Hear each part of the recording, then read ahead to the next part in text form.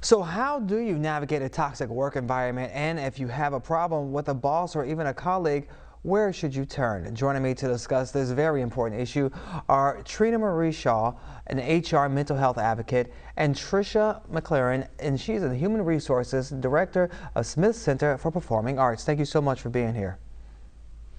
Thank you for having us. Thank you. So first, Yes, thank you.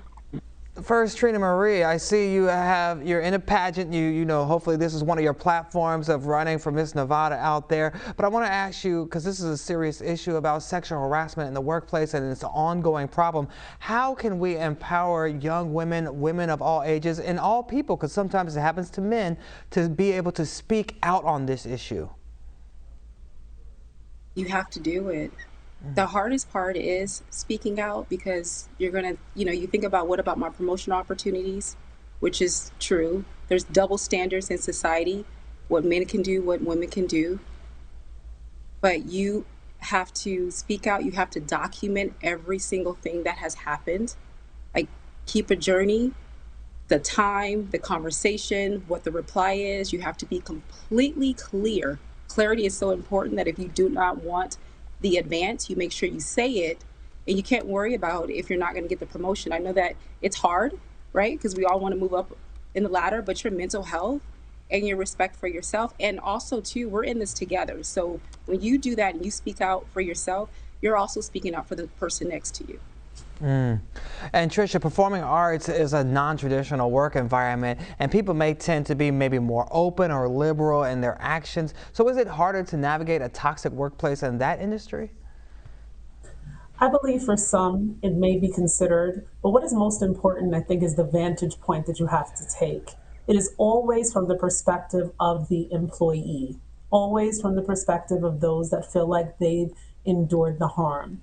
And so it's just very important to build the foundation and the platform, utilizing those things that have been put in place to be protective. Knowledge is absolutely power, but being able to initiate those and utilize those, I definitely think is the key.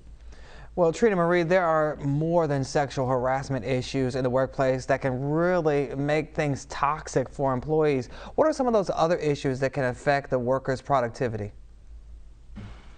First, I want to mention that you have 1 out of 5 people that have either or will experience some form of depression. That's 1 out of 5.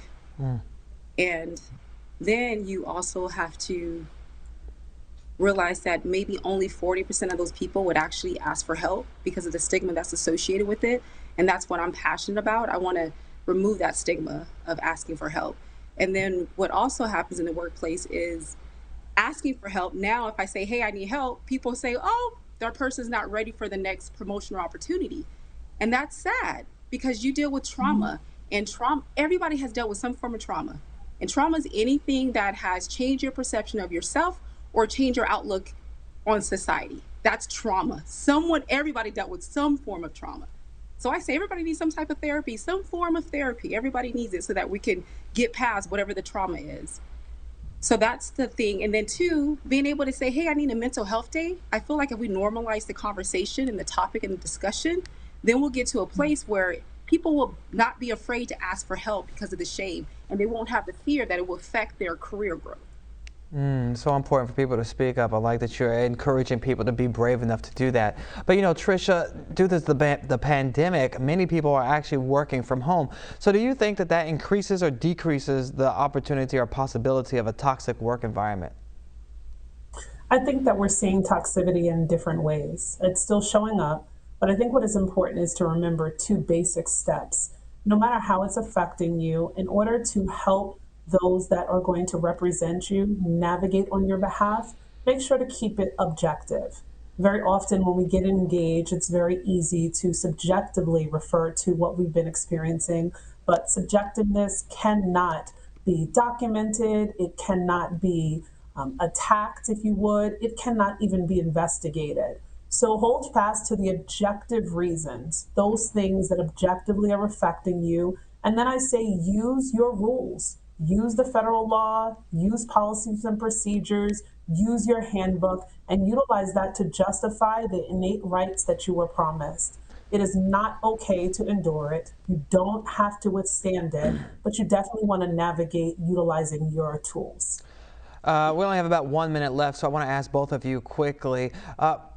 It's easy to say speak up, say something, but some bosses can be very intimidating. Some people can be very fearful of the jobs. What advice do you have for people out there to be brave enough or be courageous enough to say something, to speak out? And who do you think they should go to when it is time to say something? And Trina Marie, we'll start with you first. I agree completely with Tricia. You have to use the employee handbook. I spent 15 plus years in HR leadership and management. And that employee handbook is the handbook. You got to follow it. And I know a lot of people have the fear of trusting, but you got to use your resources. You have to document it. You have to do it.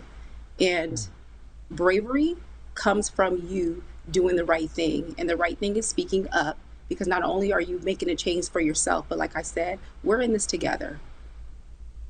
And you got to speak up for your counterpart, for your peer, from the person before you and the person that's going to come after you. Okay, Tricia?